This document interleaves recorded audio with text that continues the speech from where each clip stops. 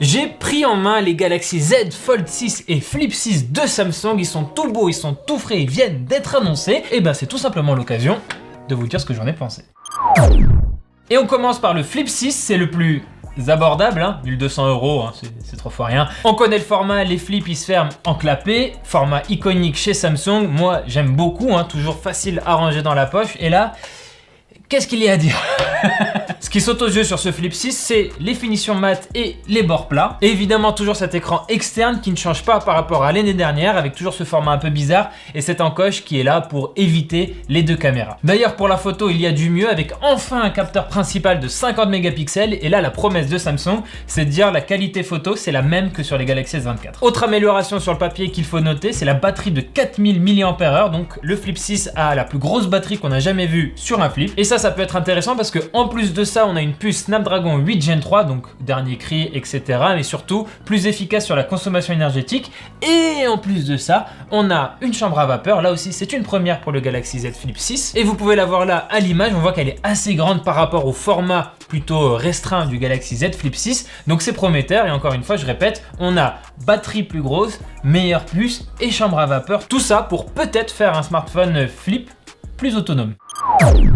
Premier point positif selon moi sur ce Galaxy Z Flip 6, c'est la prise en main, tout simplement. Alors oui, 1200 €, tout ça, c'est un smartphone cher. C'est pas moi qui vais vous dire le contraire, mais waouh, la prise en main, c'est premium. Vraiment, pour le coup, là, Samsung, ils mettent les petits plats dans les grands. Pas de doute, on est sur un smartphone haut de gamme et le feeling en main, il est juste parfait. En fait, c'est tout bête, ça change pas drastiquement par rapport au Flip 5, mais vraiment ces bords plats et ce traitement mat vraiment bien soigné, le choix des couleurs aussi, il y a plein de coloris vraiment sympas sur ce Flip. Franchement, c'est cet ensemble-là qui fait que c'est très très chouette. Et en plus de ça, il y a encore quelque chose dont je vous ai pas parlé, la robustesse. On sent vraiment que Samsung n'en est pas à sa première année, il y a un vrai savoir-faire sur la question, que ce soit au niveau de la charnière qui a une résistance qui rassure, ou au niveau de l'écran où j'ai pu tapoter un petit peu comme ça et j'ai pas été hacké. Vraiment, on sent que ce téléphone il est fait pour durer, même si de base en fait cet écran qui se plie, normalement ça devrait nous inquiéter, là pas du tout, on est serein. Deuxième point positif, j'ai dit qu'il était fait pour durer, ça se confirme sur le logiciel puisqu'on a 7 ans de mise à jour Android majeur, 7 ans de mise à jour aussi de sécurité, 7 ans d'un téléphone qui fonctionne bien. Évidemment ça c'est la promesse, mais comme il y a un Snapdragon 8 Gen 3, j'ai envie d'y croire si la batterie tient le coup. Troisième point positif, c'est tout simplement l'expérience utilisateur dans sa globalité, notamment avec One UI, une interface qu'on a toujours adorée et on sait que vous aussi, vous l'aimez beaucoup. Et en plus, Samsung fait toujours cet effort de bien exploiter le format entre l'écran interne et l'écran externe, que ce soit pour se prendre en photo, pour pouvoir consulter ses notifications rapidement en un coup d'œil, pour faire de la traduction instantanée, même quand la personne est de l'autre côté. Comme ça, il utilise l'écran externe et on discute comme ça. D'ailleurs, si ces fonctions Galaxy AI vous intéressent, j'en fais une section dédiée à la fin de cette vidéo. Restez. Mais sur ce Galaxy Z Flip 6, il y a aussi des choses moins bonnes, des points négatifs entre guillemets, mais qui sont plus des choses qui nous ont un peu déçus. Déjà, on peut commencer par l'écran externe et comme je vous l'ai dit, il y a toujours ce format un petit peu bizarre. On a l'impression que Samsung ne sait pas vraiment sur quel pied danser. Quand on voit que Motorola sur ses Razr, ils utilisent vraiment quasi l'intégralité de la surface disponible pour l'écran externe, ça claque un peu plus, c'est un peu plus iconique quoi. Il y a quelque chose de plus satisfaisant et en plus, on peut utiliser tout son téléphone à travers cet écran-là sur les Motorola. Je dis pas que c'est parfait, mais il y a quelque chose de sympa. Ici sur Samsung, on se sent tout de suite un peu plus restreint. Et il y a, oui, d'accord, quelques widgets en plus pour que ce soit un peu plus pratique, mais dans l'ensemble, ça reste encore un peu limité. Et évidemment, je sais, dans les commentaires, certains me diront, mais oui, après on peut utiliser l'application Goodlock pour bidouiller. Oui, c'est vrai, mais le problème, c'est qu'on bidouille, quoi. C'est pas là directement. Toujours un peu frustrant ça. Et ici en fait cet écran externe, on a l'impression qu'il nous dit non, n'utilise pas tout ton téléphone, tu n'as pas le droit à ça. C'est juste une sorte de montre connectée qu'on a dans la poche, vraiment avec quelques usages bien précis. Et ça c'est un peu frustrant, on sait peut-être, oui d'accord, c'est une décision stratégique de Samsung, etc. etc. Mais moi je trouve que qui peut le plus peut le moins. Donc mets-nous tout dispo comme ça et tout sur l'écran externe. Et après si j'ai pas envie de tout utiliser, bah j'utilise pas tout, c'est pas grave. Il y a un deuxième point négatif et il est pour moi vraiment anecdotique, c'est que la pliure, elle est toujours aussi visible que l'année dernière par exemple. Donc je sais que ça en gêne certains parmi vous. Si ça vous gênait l'année dernière, ça vous gênera cette année-là aussi sur le Z Flip 6. Ils n'ont pas changé et je sais que beaucoup comparent par exemple à des concurrents où vraiment la pliure au milieu de l'écran, elle a disparu. Moi je trouve que c'est vraiment pas si gênant que ça. Et dernier point négatif pour ce Flip 6, toujours pas de téléobjectif optique. Alors Samsung, pour compenser, ils nous disent que le capteur principal il permet un zoom x2 numérique qui a la même qualité qu'un zoom optique. Ça, vous savez, à chaque fois chez Frandroid, on prend ce genre d'affirmation avec des pincettes. Le test nous permettra de voir si oui ou non c'est satisfaisant, mais voilà. Arnaud derrière la caméra me dit que ça n'a jamais été vrai. Mais je te répondrai Arnaud que sur le S24 Ultra, on avait quand même été vachement agréablement surpris par le x10 numérique. Samsung sait quand même bien gérer ses zooms numériques cette année en tout cas. Pour 1200 €, ça fait toujours du mal de voir peu de polyvalence photo, même si évidemment on comprend les contraintes techniques. Sur un smartphone pliant au format clapet, mettre 3 caméras, c'est très compliqué, même quand on s'appelle Samsung. Et pour conclure sur ce Galaxy Z Flip 6, je voulais pointer du doigt un élément sur lequel il faudra être vigilant, c'est l'autonomie de ce smartphone. Alors, je vous ai dit, hein, il y a une plus grosse batterie, il y a une chambre à vapeur pour le refroidissement, il y a un Snapdragon 8 Gen 3, tout ça, c'est autant de choses qui me rendent assez optimiste, mais en même temps, il faut quand même rappeler que historiquement, le Flip, ça a toujours été un smartphone qui était plutôt nul en autonomie. On n'achète pas un Flip pour sa batterie. Donc si vous êtes fan du format Flip mais que vous en avez marre d'un téléphone qui a plus de batterie à 18 h, attendez encore un peu, genre par exemple la publication du test de Frandroid avant de vous ruer sur ce Galaxy Z Flip 6.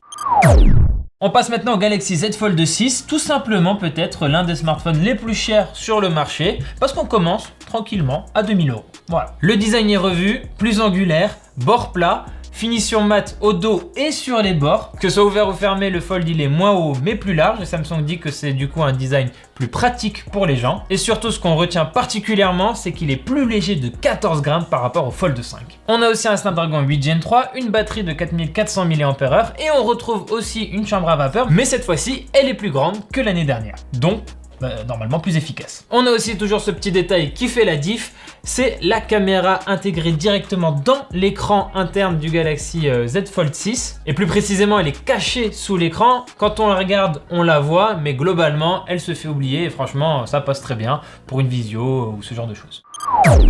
Dans les points positifs, en numéro 1, incontestablement, je dirais l'encombrement et le poids. C'est vraiment ce qui m'a frappé en, je pense, moins d'une seconde. J'ai pris le Z Fold 6 et j'étais en mode waouh, ah ouais, ok. Et franchement, c'était très agréable. Comme on l'a dit, il y a 14 grammes de moins par rapport au Fold 5. On le ressent vraiment, c'est d'un coup bien plus léger et ça se rapproche vraiment beaucoup d'un Galaxy S24 Ultra qui reste lourd mais qui est un smartphone plus classique. Donc ça c'est intéressant à voir, hein. Les pliants se rapprochent de plus en plus, on va dire, de gros smartphones classiques. Franchement, moi ça me rend heureux. Et en plus de ça, il a aussi été affiné. Samsung a grappillé quelques petits millimètres par-ci par-là. Ça, plus le fait que depuis l'année dernière, le Fold il se ferme complètement, il n'y a pas d'interstice au milieu ou quoi que ce soit, et ben le rendu global il est franchement convaincant. Deuxième point positif, l'écran interne magnifique et en plus la manière dont Samsung l'utilise, hein, parce que l'interface s'adapte parfaitement à ce grand écran. Donc non seulement l'affichage est parfait, AMOLED très lumineux, 1 à 120 Hz, sur ça on est servi, Samsung sait faire. Et One UI, encore une fois, hein, toujours au rendez-vous, toujours satisfaisant, toujours fluide, vraiment tout plein de petites choses qui font que ce grand écran, bah, c'est pas un handicap, c'est vraiment un truc qu'on aime utiliser, quoi. Et ça on aime le Fold pour ça. Pour les points négatifs, le premier c'est tout simplement le prix, parce qu'ici le tarif de base il monte de 100 €. On comprend pas forcément pourquoi, inflation, machin et tout, ouais, mais on comprend quand même pas forcément pourquoi. Et en plus de ça, c'est surtout une déception, disons, sur les dernières années. Quand les premières générations de Fold sont sorties, on comprenait pourquoi c'était si cher. On se disait, c'est une prouesse technologique, c'est une vitrine technologique, c'est normal, ça coûte très cher. Là, on en est à la 6e génération et on revient au prix de départ. Bon, c'est un peu décevant, quoi. Deuxième point négatif, bah, il est où le stylet? Le stylet S Pen, alors rassurez-vous, hein, c'est toujours compatible, il y a toujours un S Pen pour les Fold, tout ça, le Fold 6, il peut être utilisé avec un stylet, mais il n'y a toujours pas d'emplacement pour le ranger et Samsung en plus ne le met vraiment pas du tout en avant. Là, pendant la démo et les prises en main, il n'y avait pas de stylet, tout simplement, on ne savait pas où il était. L'accent n'est pas du tout mis là-dessus et du coup on se demande si Samsung a toujours envie d'allier cet accessoire avec ce téléphone. Nous on aimerait bien que ce stylet reprenne une place centrale dans le Fold parce que sur un si grand écran, avoir cet accessoire pour de la retouche photo, de la prise de notes, il y a un vrai intérêt de productivité, de confort, etc. etc. Donc Samsung, si tu nous regardes, tu sais ce qu'il te reste à faire. Troisième point négatif, c'est un petit bémol, mais on a le droit de pinailler à 2000 €. Je reviens du coup sur cette histoire de pliure. Elle n'est pas si gênante que ça, mais elle se voit toujours autant. Et puis c'est vrai quand même, on voit que la concurrence a vraiment réussi à régler cette question de la pliure. On la voit plus sur tellement de modèles maintenant. Samsung pourrait se bouger un petit peu plus rapidement pour régler ce problème, mais on dirait pas que ce soit une priorité. Bon, ça c'est ce que j'avais à vous dire sur les Flip 6 et Fold 6, mais sur les appareils en eux-mêmes. Mais comme je l'ai dit, il y a toute une section maintenant sur Galaxy AI. Un peu de contexte, Galaxy AI, ça a été annoncé en janvier 2024 et c'est un ensemble de fonctions d'intelligence artificielle qui sont censées vous simplifier la vie, que ce soit du côté de la photo, de la prise de notes, de l'enregistreur vocal, etc., etc. On avait testé tout ça évidemment sur les Galaxy S24. C'était très sympa, c'était très chouette et rigolo, mais ça n'a pas changé nos vies. Malgré ça quand même, c'est la course à l'IA depuis des mois et des mois, voire des années. Entre-temps, Apple a dégainé Apple Intelligence sur iOS 18 et forcément, quelques semaines après, Samsung ils se disent nous oubliez pas, ils en remettent une couche avec Galaxy AI. Donc là, on a quelques fonctions qui vont arriver d'abord que sur le Fold 6 et le Flip 6, mais qui vont arriver plus tard dans l'année sur les S24 et aussi les pliants de l'année dernière. La première qui m'a marqué, elle s'appelle rédaction générative. C'est très simple, quand on utilise le clavier Samsung, au lieu d'écrire du texte, on peut tout simplement dire au système ce qu'on a envie un petit peu de faire passer comme message. Par exemple, j'ai indiqué au système que je voulais écrire un message pour inciter les gens à regarder notre super vidéo sur Samsung. J'ai paramétré quelques petites options juste pour indiquer le format du texte et surtout le ton que je voulais lui donner. Je clique, j'attends et j'ai un texte qui est automatiquement généré. Une autre fonction qui m'a marqué, c'est sur la retouche photo. Alors, avec Galaxy AI, on pouvait enlever des éléments qui nous gênaient sur la photo et l'intelligence artificielle venait combler le vide de manière intelligente. Normalement, il y avait des petits ratés. Mais là, on passe un nouveau cap et on peut désormais ajouter des choses qui n'existaient pas sur la photo. Et ici, ce qui est particulièrement drôle, j'ai trouvé, c'est qu'on n'écrit pas ce qu'on veut ajouter. Ajoute-moi un chat sur le fauteuil, par exemple, et tout. Non! On dessine le chat et on peut le dessiner d'une manière très très moche et le système comprend aussi. Ou autre exemple que vous voyez à l'image là, je dessine un pot de fleurs, il m'en sort un. Bon alors là le pot de fleurs il est démesurément grand par rapport à la tête d'Arnaud le pauvre, mais j'ai un pot de fleurs à partir de mon dessin tout pourri. Il y a aussi deux autres petites options Galaxy AI qui concernent aussi la photo et que j'ai trouvé rigolotes. La première, c'est qu'en un clic, je peux transformer une photo, comme ici celle d'Arnaud, en dessin, par exemple aquarelle, croquis, style comics ou cartoon. Et vous voyez que c'est réussi dans certains cas, plutôt hasardeux dans d'autres. Je vous laisserai juger. La deuxième option, elle permet d'animer la photo que j'ai prise pour donner un effet parallaxe, donc avec un fond qui bouge par rapport au sujet de la photo. Et ça, c'est donc un effet un peu stylé qu'on peut enregistrer sous format vidéo, puis paramétrer pour l'écran de verrouillage. D'ailleurs, en parlant d'écran de verrouillage, quand vous définissez un fond d'écran, que ce soit pour l'écran de verrouillage ou l'écran d'accueil, l'IA vient vous suggérer quelques montages pertinents pour cette photo. Bon, en vrai, quand on voit les options, ça a l'air d'être juste quelques options de montage assez classiques. Je vois pas trop où est l'intelligence artificielle là-dedans, mais pourquoi pas, ça reste rigolo et regardez, c'est kitsch. Autre fonction IA marquante, elle va concerner la traduction. Vous vous en souvenez sans doute, les S24 ils permettent d'appeler quelqu'un et d'avoir la traduction en temps réel, donc pas besoin de parler en anglais si vous n'avez pas parlé anglais. Vous parlez dans votre langue, ça va traduire automatiquement pour la personne à l'autre bout du fil, mais ça c'était cantonné que à l'application téléphone de Samsung. Maintenant, cette fonction elle est disponible aussi pour WhatsApp, Instagram et Messenger, mais la manière dont ça fonctionne, c'est pas tout à fait bien intégré. On voit que c'est un peu plus du bricolage qu'un vrai truc intégré aux applications de Meta. Et on continue de se demander qui est exactement la cible, peut-être les employés de Samsung qui s'appellent entre les États-Unis, l'Europe et la Corée du Sud.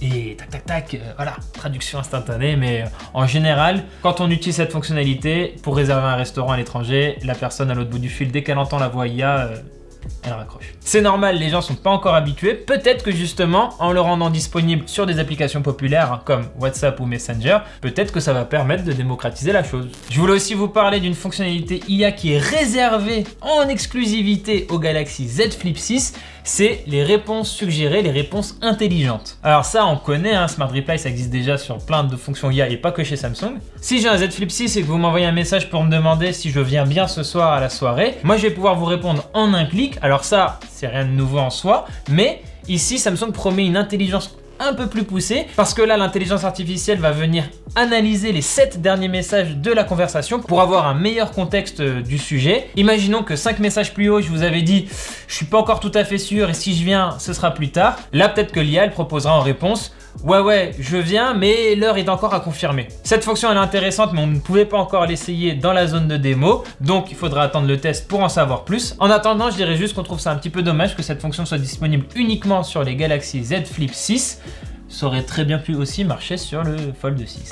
Je vais m'arrêter là, mais il y a d'autres fonctions IA que Samsung a présentées. On aura le temps de s'attarder dessus pendant qu'on testera les smartphones, c'est promis. En attendant, j'avais envie de dire que ces Fold 6 et Flip 6 sont indubitablement des smartphones vraiment haut de gamme avec un savoir-faire, une expertise Samsung qui se ressent de bout en bout. Donc comme chaque année, je suis hyper enthousiaste, mes collègues sont hyper enthousiastes de tester ces smartphones qui sont toujours quand même un événement marquant dans la tech et dans le marché des smartphones. Ça nous fait toujours plaisir. Et en même temps, il faut aussi reconnaître qu'il n'y a jamais de gros badaboum, de grosses révolutions. C'est toujours de petites itérations qui viennent améliorer les smartphones progressivement, petit à petit. Si ces smartphones vous intéressent, ils sortent en France le 24 juillet et en attendant, il y a une offre de précommande qui vous permet tout simplement d'avoir un petit bonus de 100 € si vous venez ramener votre ancien smartphone pour le remplacer. Donc vous avez le prix de votre ancien smartphone plus 100 €.